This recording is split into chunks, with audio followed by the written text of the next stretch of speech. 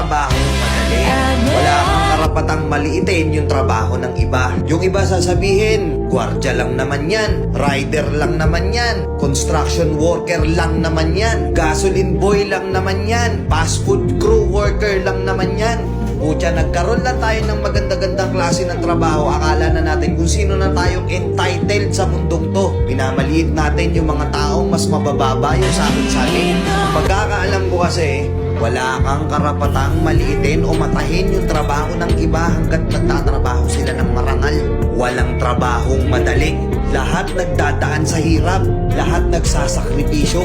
Kaya kung iniisip mong porket maganda-ganda yung trabaho mo, malaki-laki yung sinasahod mo, mamaliitin mo na yung mga trabaho ng mga taong nagtatrabaho na mas maliit yung sahod sa'yo. Mag-isip-isip ka. Baka bawiin sa'yo yan. Baka biglang bumaliktad yung mundo at sila naman yung umangat. Kahit anong trabaho mo, magpakumbaba